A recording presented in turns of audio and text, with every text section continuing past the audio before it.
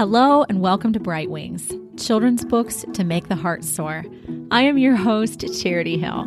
The purpose of this conversation is to help mothers and fathers identify books that will liberate their children to embrace truth, goodness, and beauty.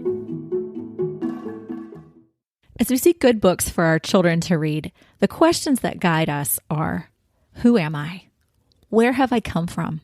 Where am I going? And what good must I do? These are the perennial human questions, and great books help our children to answer them.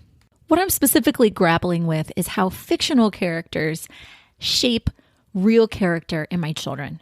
Where am I going? What must I do? These are questions that have to be answered with action, with choices. How do fake people make better real people? Joining me to discuss this question, where am I going? What must I do? Is Emily Sullivan. Emily, welcome to Bright Wings. Thanks for having me, Charity. I'm so excited for our chat today.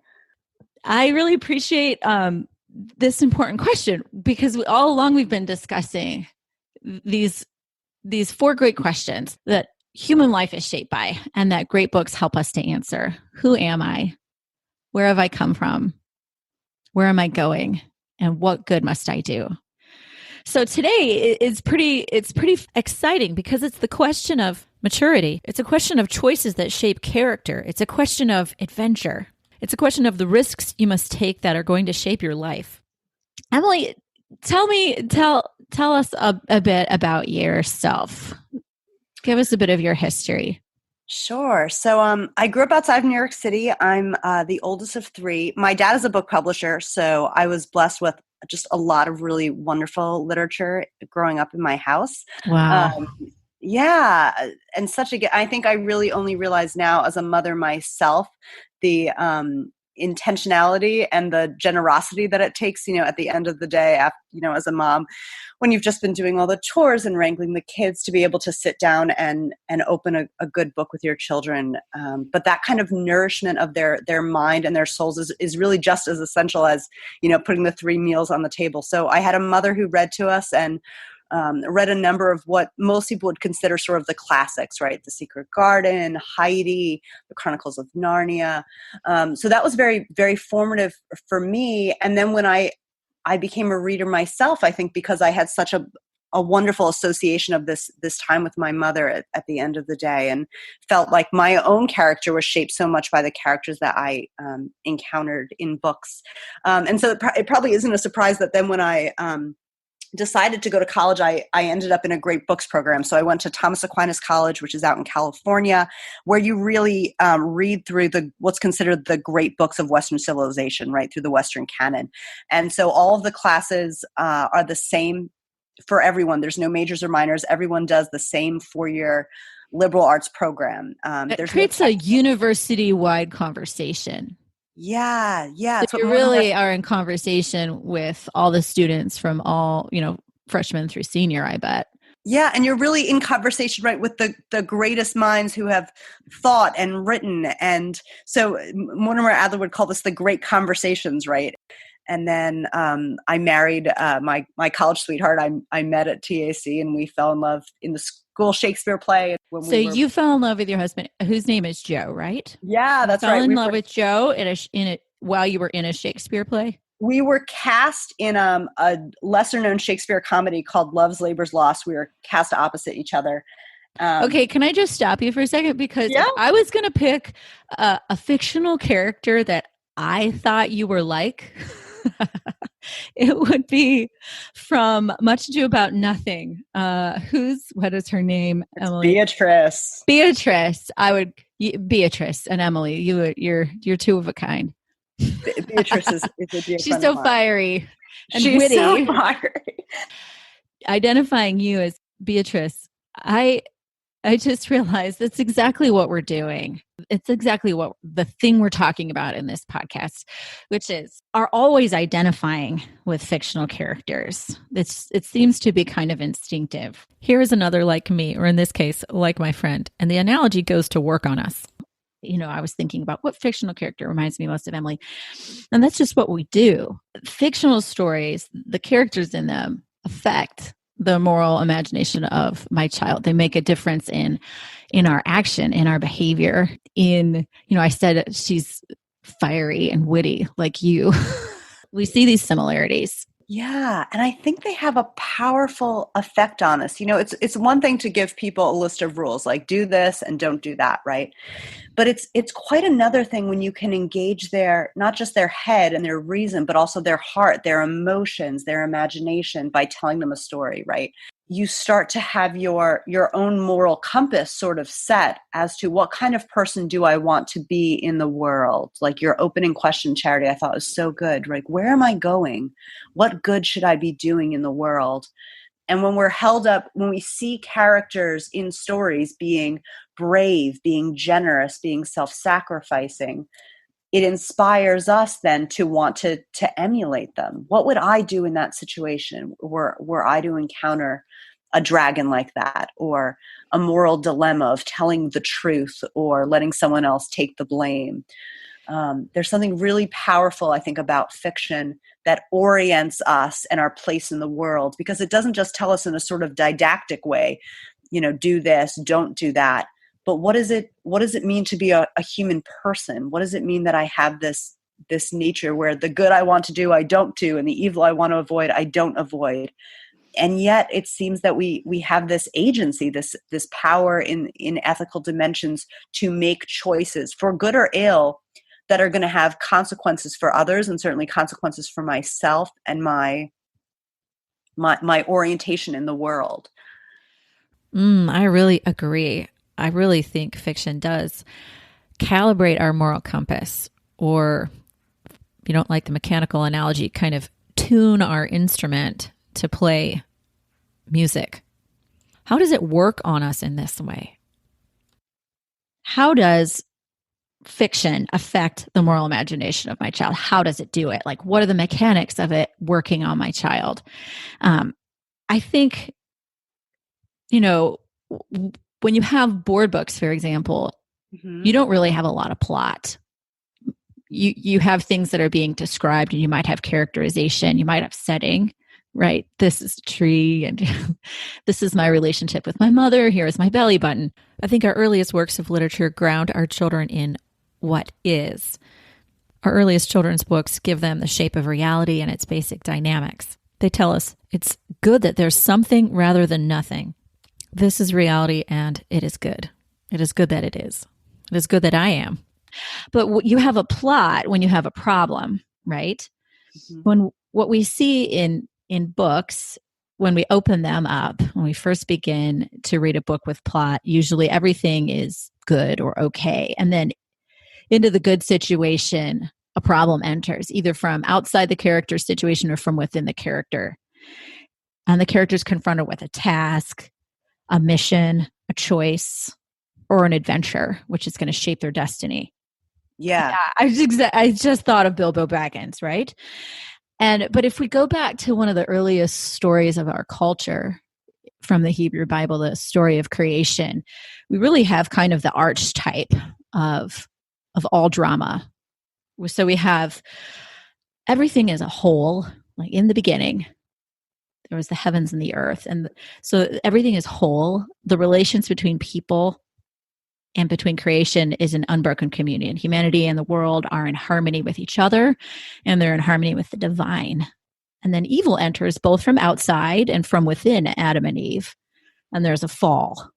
And the rest of the story is about, well, lots of things: dysfunction, murder, war, betrayal, beauty, hope, rescue, family, true love, miracles. I was thinking of Miracle Max from The Princess Bride.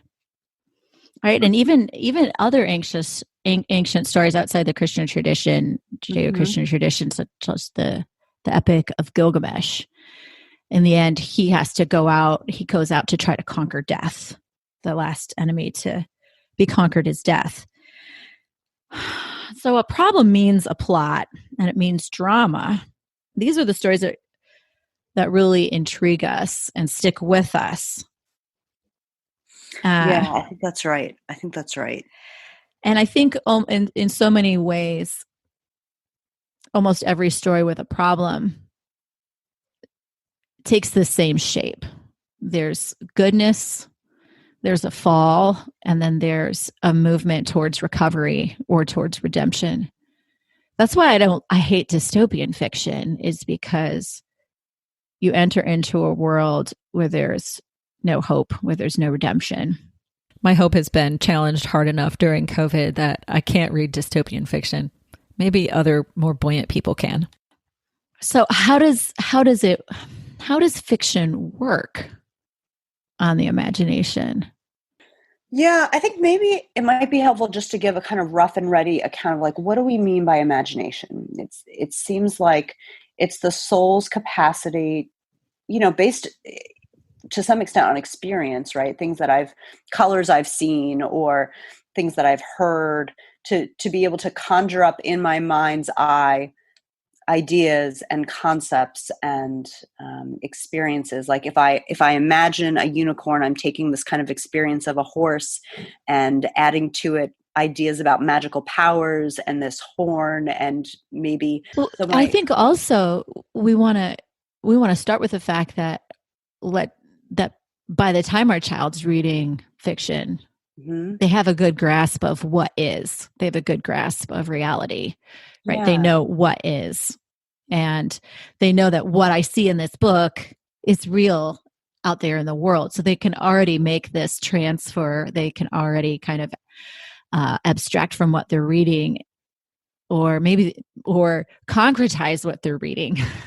Mm-hmm. Yeah. I mean, I think that when children encounter, especially fiction, right, something like Beatrix Potter's Peter Rabbit, like perhaps they've seen a rabbit before, perhaps they have a stuffed rabbit of their own. And this idea that this rabbit has thoughts of his own, right? And has a voice inside of his head who has thoughts not unlike what the child might have for themselves, being out in the world, being out in a big garden where there's things that are scary, like a white cat or Mr. McGregor who's trying to catch you and put you in a rabbit pie. And so I think that the child, like you said, is able to bring some of their own experience into that experience of reading the book. So there's kinship between my experience of the world and then the world I'm sort of entering into through this book. But there might be new things added, right? Like when I read Winnie the Pooh, I've as a child probably never encountered a stuffed animal who talks to me, but I've often thought about it and wondered, like when I close the door, like does the Velveteen Rabbit really come alive and have his own thoughts and talk to the other dolls and toys in my room, right? I remember did you ever do this, Charity, as a kid, like try to close the door slightly and then open it quickly to see if your toys were maybe moving or talking to each other? I totally remember doing that. Yes, I think it's instinctive for the child to feel and undergo the things that the main character feels and undergoes. Why is it so instinctive? I think it must be because the child immediately recognizes the analogy. Here is another like me, even if it's a rabbit, like Peter Rabbit. Of course, the child knows they're not a rabbit, but they think, here's a small creature. I'm a small creature. Because I'm like them, because I identify with them, what they do shapes what I think I can do. Yes. Yeah. And it's the author's responsibility to create that empathy, right? I was reading a book with my children recently, and they said, I just don't care about them the way I cared about Betsy Tacy. It's part of the author's, skill and talent to draw you into these characters and to make you care for them and to want to enter into their worlds and their problems and their predicaments and their quandaries. And if the author fails to do that, like when we talk about flat characters in literature, it really doesn't engage you. You don't really care what happens to them, but you care deeply what happens to Bilbo Baggins. Tolkien has made you fall in love with this character and be almost personally invested in their growth as a character. And are they going to conquer on this big adventure? And will they come back alive? And what things will they encounter? What choices will they have to make? Yeah, I think when you mentioned empathy, I think that's really key. I think the child's ability to see first who the character is and to understand the character's context and their choices. Mm-hmm. When she sees what they're undergoing, then it's almost in the same moment that the child's imagining herself in the same circumstances, making the same choices. Or we've all had that feeling of like, no, don't do that. I know what's going to happen.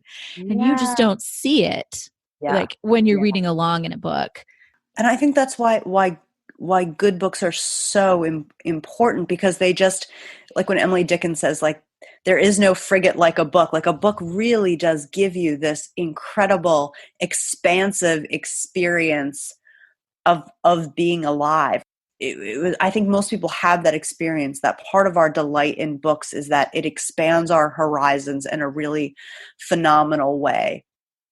And I think that's why it's so delightful for children. Something like Alice in Wonderland is so fast. Any fantasy in particular, right, that can create this whole other sort of land, the Narnia, the Middle Earth, the Wonderland, the Neverland. Children delight in that because there's such a joy and delight in experience, especially when you're so young and the world is so wondrous and curious and filled with so many delightful things. It's clear that fiction works on our imagination. And because it does, and because we kind of inhabit the situation and the context and the choices of these characters imaginatively, we're sort of from the inside, so to speak, experiencing what the characters is experiencing. It gives us opportunities to kind of try out different moral choices, to try out different moral adventures, to risk in a limited way. Or another sense, it gives us the chance to kind of rehearse certain adventures, certain moral choices. Emily, you have a story, don't you, about being influenced by the moral choices of Anne Shirley, I think. I would love it if you would tell that story. So when I was in first grade, my mother was reading me Anne of Green Gables, who continues to be just one of my dearest friends and favorite heroines. And I've continued even in adult life, especially in a season of life of marriage and motherhood and raising children of my own, gone back to Anne and discovered that she is just as wonderful of a friend for me at almost 36 years old as she was when I was 6 or 7. So when I was in first grade, we were reading Anne of Green Gables, and spoiler alert, right? There's this epic, wonderful scene where Anne, who has just been adopted by Marilla and Matthew Cuthbert and has come to live at Green Gables, has gone to school, and there's a boy, Gilbert Blythe, and Anne is terribly self-conscious, right, about her red hair. She can't imagine it away.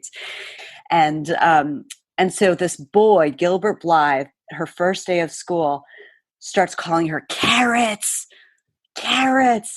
And she basically stands up and says, "How dare you?" And she cracks her chalk slate over his head. And the teacher, Mr. Phillips, is outraged by this outburst of temper. And, she has to write on the board 100 times, "Anne Shirley will learn to control her temper." So anyway, I remember just being so captivated by this story and thinking how much I would sometimes, when I've suffered an injustice, right, in my little 7-year-old mind, how much that seemed like the right response, right? So fast forward a few days later, so I went to Catholic school, and Sister Madonna, who's the first grade teacher, had all these various little jobs that the students would do, and they would rotate each week, right? So there was the weather person who would tell you about the weather, and there was the paper passer outer. But the most coveted role was being the line leader, because you got to be first in line going anywhere, to recess or to gym class or the bathrooms or when school was dismissed, to the buses. And you had there was this little aluminum stop sign with a nice wooden handle. And when you were leading your class down the hallways, Sister Madonna would tell you to stop, at the bathrooms or at the cafeteria or at the gym or whatever. And you would have to hold up the stop sign, and everyone behind you was supposed to stop. So I was the line leader, and this little boy behind me pulled on my braid. And I told him over my shoulder, "If you do that one more time, I'm going to hit you over the head with this stop sign." And I promptly, faced back forward and held up my stop sign. And he said, "You will not." and he pulled my braid again. And Charity, I turned around and whacked this thing. So it was at recess. It was out on the playground. We were coming out to recess.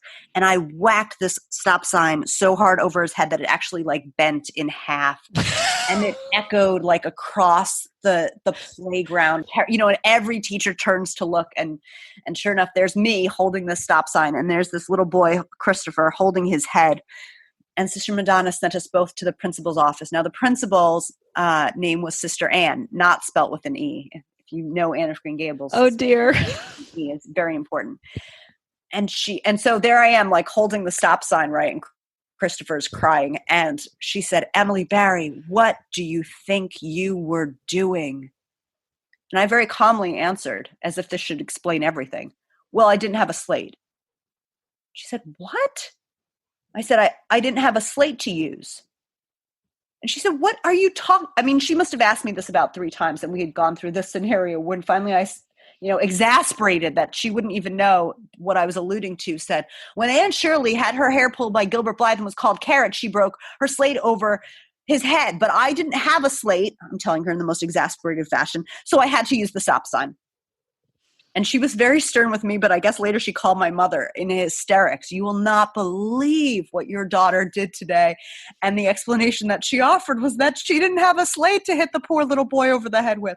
I mean, what would Anne do in this situation? She would surely, take whatever apparatus she had and teach this little boy a lesson. And I took that to heart and did so.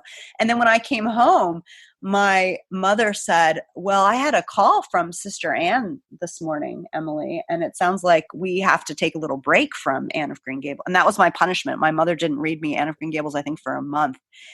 But she had realized, which I think any good parent or teacher does, that books can have a really profound effect on the listener, right? When we talk about food, we'll say things like, oh, you are what you eat. But it's the same thing with books. I think that books have an incredible, powerful way of imprinting on our character for good or ill, right? What characters do. And for me, it seemed like when Anne Shirley was in a similar situation, she judged that the righteous thing to do was to teach that boy a lesson.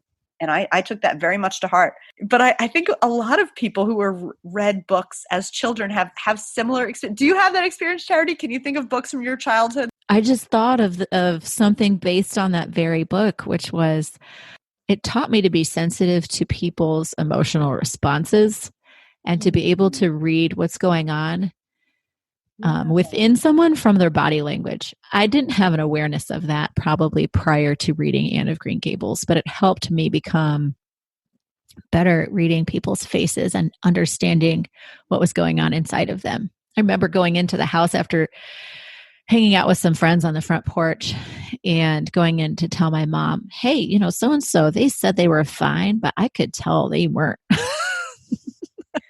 Yeah. They looked upset or they looked depressed.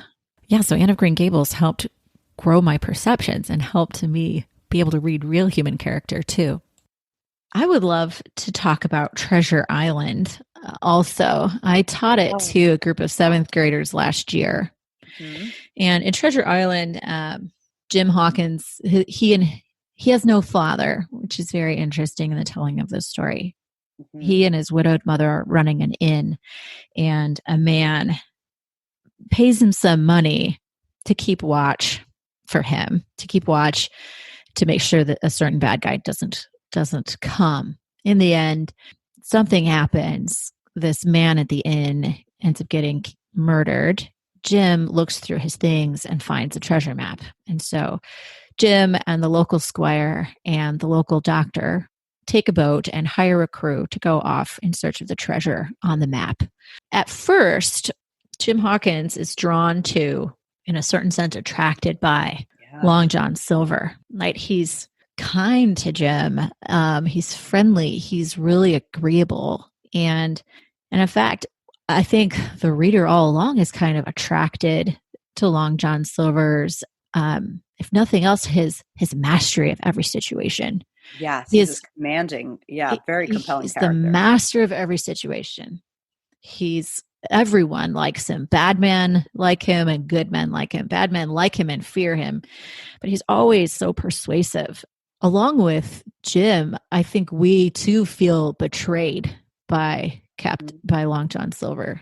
Yes. When we realize that he's actually not the kind and jolly sea dog, sort of mentor figure we thought he was. And in the end, sort of Jim is given kind of a choice to either has to betray Dr. Livesey and the squire and the other men on the ship and become like Long John Silver, or use his ingenuity and courage in service to the good like Dr. Livesey. And Dr. Livesey, I think in the end, is almost as creative and almost as masterful as Long John Silver. He really kind of gets the better of Long John Silver in the end. Yeah. He's very clever. That triumph of the good, right? It was really cool to see these seventh graders realize that Jim grows up so much in this book that his own mother thinks he looks totally changed when he comes home. This reminds me of a friend of mine from Canada who I volunteered with for a year. She was just experiencing so much internal growth that she said that at the end of the year, she hoped her face looked different because she wanted some evidence of what had happened to her on the inside. My seventh graders were really struck by this in Jim. It was not something that I even picked up on, but it was important to them that they pointed it out a few times. They really thought it was evidence of his moral growth and his maturity. Speaking of moral growth, the seventh graders with whom I was reading Treasure Island grappled with really interesting question of who was more sinister, Israel Hands or Long John Silver. Hands was pretty evil, and he was pretty open about it.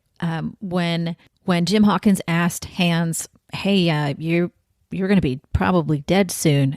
Why don't you?" He says, "Why don't you think of like the end of your life and maybe you should pray?"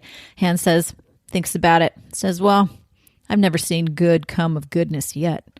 Them that strikes first is my fancy. Dead men don't bite. Them's my views. Amen. So be it." Or is it more evil to be like Long John Silver, who is willing to do anything to preserve his life, side with anybody, switch sides as many times as it takes to save his skin? They wondered, is that worse? Maybe it is. Treasure Island was written by Robert Louis Stevenson. Stevenson wrote this coming of age story before there was even such a term was coined. So he really decides who he wants to be. Tim is faced with a few decisions where he really mans up. He could have run away from the pirates. He was their prisoner, but he had given them his word he wouldn't run off. And even when Dr. Livesey urges him to, he doesn't. With so much fire and courage, he stands up to a whole room full of pirates and tells them the part that he played in trying to put down the rebellion. And then he says, "But you could kill one more, you could kill me, or you could keep me alive, and you'll have one more witness to save you from the gallows." Bold and clever. Jim Hawkins really decides who he wants to be and what kind of man he wants to be. Yeah, and I think that's going back to your, opening question. That really is the question that is put to all of us. What sort of man or what sort of woman am I going to become? And that for most of us doesn't happen in one major choice. It's a succession of small choices, seemingly ordinary, everyday choices. And that's really, I think, how going back to the moral imagination, how the life of virtue and the life of vice happens. Like if you read Aristotle's Nicomachean Ethics, his whole account, right, is that this virtuous action that's repeated, it's a habit, is what ultimately builds up the virtue in you, right? So if I do little deeds of courage, then that is preparatory for great acts of valor. I remember after 9/11, when there were just so many good people who lost their lives on that terrible Tuesday, there was a really beautiful tribute to a man. I think it was in the Wall Street Journal. And I think he had been like a cook, like the sous chef in one of these, fancy restaurants. And he apparently kept going after the planes hit. He kept going in to help other people get out of the whatever tower he was in, and then eventually lost his life. And the journalist who was, writing the obit piece talked to his family members, and they said that was him all the time. He was just the most generous, generous guy, even in little things. And you got the impression that his character, when that day happened, it wasn't like by some extraordinary, miraculous, outpouring of grace, he did something that was totally other from who he had always been. It was a sort of a lifetime of habituating himself to little acts of generosity, little acts of selflessness, of concern for other people, that when that day came and there was a choice for this man either to save himself or to heroically go back into this building to save others, that's the choice he made. And I think the beauty of, like, as you're describing in Treasure Island, the beauty of sort of walking along with this main character as he has to make choices about what kind of man is he going to become? Who is he going to emulate? Who is he going to be loyal to?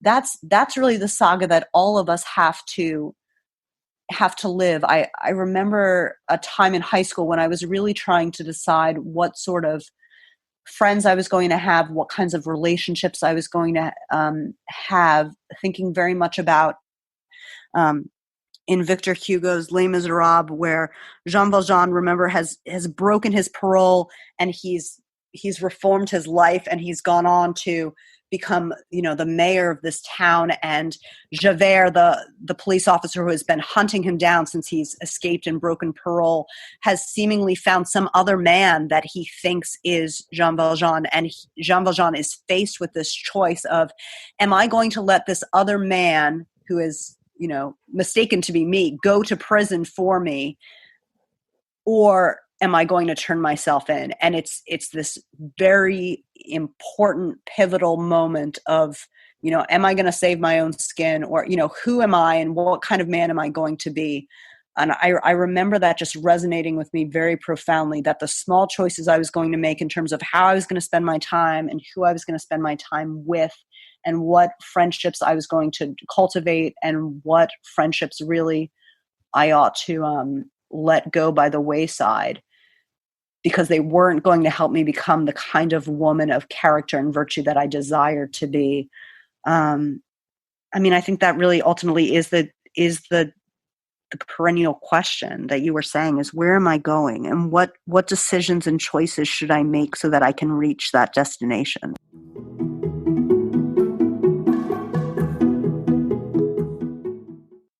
On this topic, Emily, I have a beautiful quote by Atticus Finch from To Kill a Mockingbird. And he tells his daughter Scout, "You never really understand a person until you consider things from his point of view, until you climb into his skin and walk around in it." I think that's what, in a certain sense, that's in fact what reading fiction does for us. It helps us climb into another person's skin and walk around in it. And this imaginative exploration shapes our desire, shapes the kind of decisions we're going to make. It allows us to rehearse some of the decisions we're going to make. Fiction allows us to do this. It allows us to climb into another person's skin and walk around in it. In this way, it reminds me of this phrase from my moral theology studies called first-person ethics. What first-person ethics means is basically not examining moral action from the outside. So I'm not thinking about moral action in terms of simply the facts from the outside, kind of third-person observer. From third-person perspective, we might look across the room and think we see someone getting assaulted. We see someone getting slapped on the back. First-person ethics, you're looking at it from the position of the person who's doing the slapping. So from the position of the acting person, you're slapping that person on the back because you're trying to save him from choking to death. Or maybe you're giving him an abrazo. So fiction lets us get inside the skin of the moral actor and try on their moral activities. Fiction helps us to do this. You've got a good story about this, Emily. I really want you to please talk about Atticus Finch and Aristotle. While I was married, but not yet a mother, I taught philosophy and theology at a classical high school outside of New York City. And it was such fun, reading Plato and Aristotle and Aquinas with teenagers who are deeply invested in the perennial questions, but also don't want to be told what to think. They don't want you to get up and lecture at you. And so you just have this wonderful, it's like being a yenta, like a matchmaker. You have this wonderful opportunity to put before them Plato and put before them Aristotle and say, well, these are what great minds have proposed. What do you think of it? What do you make of it, right? So Aristotle in the Nicomachean Ethics basically makes this claim that really you can't do ethics. I can't really teach you much until you're about 35 because you just don't have enough life experience to recognize the veracity of the claims I'm making. Aristotle makes, what I think is a very compelling sort of Loctite argument that the only thing that's going to make you happy is the life of virtue. It's not money, it's not power, it's not fame, it's not pleasure. All of these things are ultimately not going to make you happy. It's only the life of virtue. And then he goes on to explain the cardinal virtues, right? Temperance, fortitude, prudence, and justice. And then he goes on to talk about things like friendship and contemplation. The Nicomachean Ethics is just a treasure. But he basically says, we really can't do ethics till you're 35. But what literature does, I think, is and I would often tell this to my colleagues who taught literature to my philosophy students, getting the literature right is essential because it gives you, like we were speaking of earlier, the kind of expansive experience that you might not have as a 17-year-old or a 16-year-old, right? When Aristotle gives this account of the just man, if you've only been on the planet for 17 years, you might not have, we hope that you would, but you might not have had an experience of someone who's really just. But if you've met Atticus Finch, and you've seen that what he's willing to put on the line for the sake of justice, you see the veracity. You've met the just man. You've met the just man, and it works in the opposite way. If you've read Shakespeare's Othello and you've met Iago, who I remember reading Othello for the first time and thinking Iago is Satan incarnate. He is just evil for evil's own. We talk about goodness for its own sake. This is just pure evil for evil's sake. And then when Aristotle talks about the vicious man, even, in my own life experience, I don't think I've met someone as perfectly vicious as I've met, people that Aristotle would call incontinent. And that has nothing to do with, your ability to use the restroom appropriately. But, your passions aren't rightly ordered. Your reasons usually a slave to your passions. But when he talks about someone who's truly vicious, whose habits are always just aligned to do the evil thing. I'd never personally met someone like that, but I had met Shakespeare's Iago, and I knew what Aristotle was talking about from that encounter, And so, like you were saying, with that Atticus Finch quote was so good because I think it really it hits right on the head of why we want to expose our children to great literature. For the longest time, that was really the point of history, like going back to reading things like Plutarch's Lives. The idea was that the reader is ennobled by the example of these virtuous men, their strength and their character and their courage. You read great speeches like Pericles' funeral oration or Martin Luther King's I Have a Dream, or, speeches that Winston Churchill or Roosevelt gave during World War II. These are things that just stir your soul to want to do brave things and to want to live a life that is worth telling about, of doing noble things, of doing virtuous things, of being willing to lay your life down for those you love, for those ideals that you hold dear. If it's true, and I think it is, that fiction allows children to try out the moral choices of the character, I think we need to pay attention and make sure that their fictional associates are worth emulating. I think early on, it's really important that good and evil are clear and easy to distinguish. If we're calibrating their moral compass, we need to calibrate their compass to point north. And if we're going to, tune our child's instrument to play music and not dissonance, when they're young, good and evil need to be obvious. Philosophical maturity for an older child is a different story, a situation where they're mature enough to discern the grains of truth in a complex and maybe conflicted character. Yeah, I just want to say that much. I think it's a topic for another episode. Yeah, I think that's the power of great literature is that it forms, like we were saying before, it gives us a moral compass, and it helps us to see more clearly, right? The kind of person that that we want to become. We were reading with my children, The Hobbit recently, and there was this great section after Bilbo Baggins has killed a spider, right, when they're in this terrible, terrible forest, and he's lost his friends. Gandalf isn't there at the time, and he says, somehow the killing of the giant spider, Tolkien writes, all alone by himself in the dark, without the help of the wizard or the dwarves or of anyone else, made a great difference to Mr. Baggins. He felt a different person, and much fiercer and bolder in spite of an empty stomach, as he wiped his sword on the grass and put it back into its sheath. And I think when you see in Treasure Island, or you see in The Hobbit, or you see in Narnia, these characters becoming different persons, becoming fiercer, becoming bolder, becoming more generous, more upright, more responsible, more compassionate, more loyal. You too long to become that kind of a person, right? You want to become a different person. And you see that capacity for more virtue, for more compassion, more generosity, more courage, more selflessness happens through the moral choices you make. And it's encountering these sort of ethical dilemmas along with the characters that I think your own will is strengthened and your imagination is quickened to want in your own life to be a character of a great story, of a great adventure who can heroically prevail in the midst of adversity and hardship. Does that sound right to you? Oh, yeah. Yes. I've not been so inspired by a book as I was lately by, I mentioned this in a different podcast, but by Corrie ten Boom's The Hiding Place. It really helped me see my life. And actually, it helped me see the small details of my life as important, because she just lived what she even said was a boring kind of life. But she lived it with such fidelity and kindness to the people around her that it was a matter of course that she would, of course, protect the people in her community, the Jewish people in her community, when the time came. So it was just a matter of continued fidelity. Yes. So it really inspired me to look at how I organize the daily mundane details of our family life, so that my children can grow in these small ways, can grow in fidelity to small things.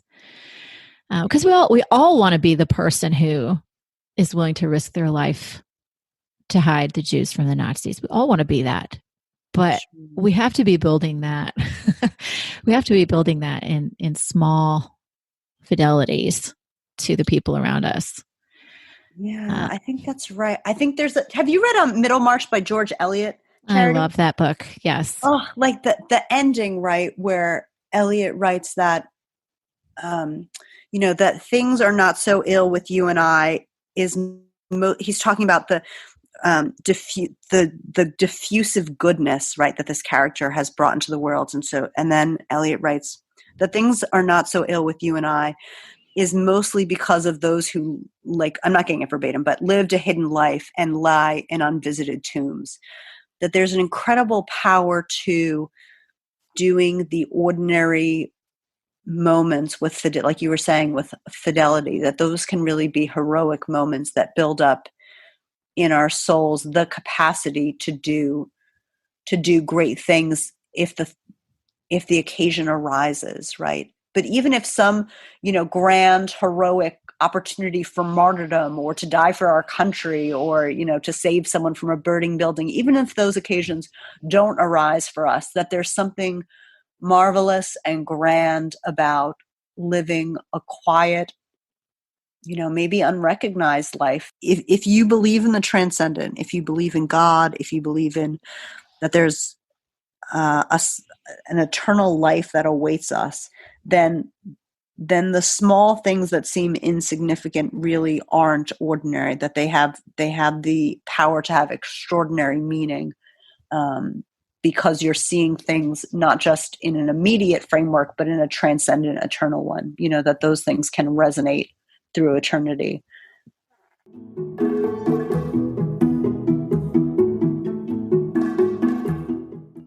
Let's talk about picture books that ask this question: where am I going? What must I do? What are some children's books that you've read that show or the microcosm of this question, this theme, that the small things that we do resonate in eternity? I think of something like Miss Rumphius by Barbara Cooney, who's an illustrator I love. And in Miss Rumphius, it tells the story. It's written about the author's great aunt Alice, who as a child sort of says to her grandfather, when I grow up, speaking of, where am I going? When I grow up, little Alice says to her grandfather, I'm going to, see the world and live by the sea. And her grandfather tells her, well, you can do those things, but you have to do a third thing, right? You have to bring beauty into the world. And little Alice really takes this to heart. And then there's these marvelous illustrations of Alice, having these wonderful adventures abroad and going on safari and riding on camels and having a house by the sea. But then for that third thing, she goes all over the state of Maine planting lupin. And this is a true story. She was called the Lupin Lady, and you can still go to Maine and see this lupin scattered all over the countryside that was planted by Miss Rumphius, the Lupin Lady. And what a delightful thing to introduce children to, that the world isn't just there for the taking. I mean, there's so many wonderful things in the world, and nature will present so many beautiful opportunities to you. And it's also there for you to make an impression on and to bring truth and goodness and beauty and love into the world. And that to add something to make a contribution. Yeah. And that's a responsibility that's ennobling and gives us dignity and joy. In a certain sense, Miss Rumphius, like her deeds of planting the lupins all over, scattering the lupin seeds all over Maine, is this thing that kind of resonates in eternity. Yeah. It resonates down through time. Right. And that generations of children, long after she's dead, will see and appreciate the beauty of a landscape that's made all the more beautiful because of the Lupin Lady's generosity and intentionality and thoughtfulness. I think that's a very powerful message for children to have, that the world isn't just something that's going to happen to them, but that they have an opportunity to be agents and actors in the world for good. Yeah. What are some of your favorite children's books, picture books, Charity? There's a great book by Jim LaMarche called The Raft. It's a story about a boy whose dad sends him to stay with his grandmother for the summer. The boy is a bit annoyed or even hurt that his dad's doing this, and the boy he anticipates being super bored that summer. His grandmother is pretty wry, and she doesn't do too much to persuade him. She doesn't enter into any arguments. She gives him space. She gives him opportunities, and he begins to wake up to the possibilities of the place that he's in. Somehow or another, a raft comes down the river, and my guess it's the grandmother who makes the raft and sends it down the river. Anyway, the boy seizes upon the raft, and it becomes the way that he lives his summer, waking up to the possibilities that are all around him in nature.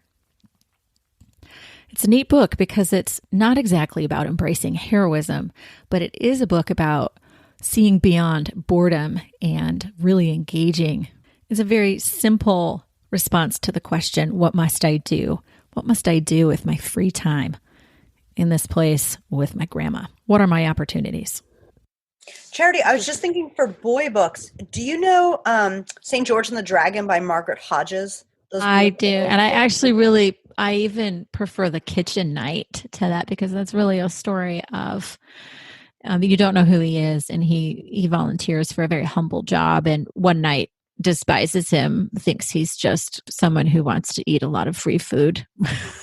And then the other night recognizes him as being of noble character. And then he's treated poorly by the princess, who he volunteers to go and help.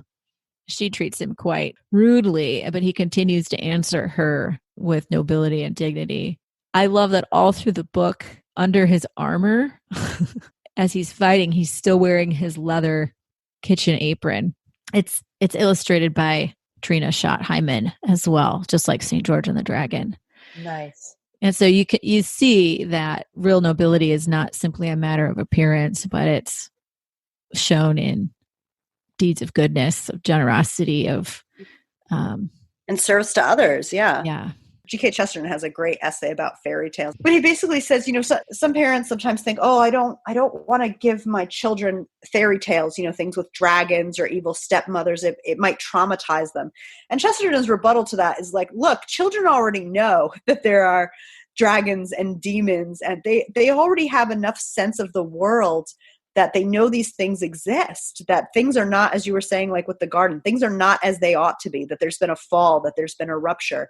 But what children need to know is that dragons can be conquered. You have to set before them hero. You're not keeping them from the reality of a fallen world that we live in, where bad things happen and there's adversity. But what you have to show them, they know that already from their own life experience, but what you have to show them is that there's the possibility of good triumphing, that there's the possibility that, love conquers death, that there's the possibility of, knights fighting off these dragons. And so when we can give our children inspiring stories and poems and bits of history, then they can really take that to strengthen, to nourish their own virtues and their own, when they encounter their own struggles, which they will. That's part of human life, right? Is that we are these characters in a story, and we have to make decisions to fight the spider, even if it's dark and we're all alone, but that will become fiercer and bolder for it. Emily, thank you. Thank you for joining me on this. This was such an exciting conversation. Oh, my pleasure, Charity. Thanks for starting this podcast. I'm so excited to hear the future episodes. Giving to our children, like what a privilege it is to, and I think especially so many parents, unfortunately today, if you didn't have this kind of childhood growing up with friends like Anne Shirley and Atticus Finch, it's such a privilege as a mother, especially I find, to be able to encounter these things with my children. Like my mother somehow missed Betsy Tacy, and it was so delightful to come alongside them and read these things together. And so it's such a gift, Charity, I think, what you're offering, not just to children through their mothers, but to mothers themselves. Like, it's not just children, who need to be nourished with beautiful ideas that are inspiring, but, we too need to be, as adults even, can be so encouraged and well fed by good children's literature. So I can't wait to hear more of these episodes. Thanks, Charity. Thank you, Emily. Thank you for listening and thinking through the question, what role characters play in shaping your child's character. If you would like to hear more about this, there will be an essay on the blog at brightwingschildrensbooks.com, where if you can subscribe and receive those emails, or you can also just have a look. There should be a book list there for you with books that we'd recommend on this theme. Also, you can continue to participate in the conversation by joining us on Instagram, bright_wings_children's_books. And friends, if you can do me a favor and click over and rate me on iTunes, I'd be super grateful. And remember, character is an ongoing adventure. Go for it.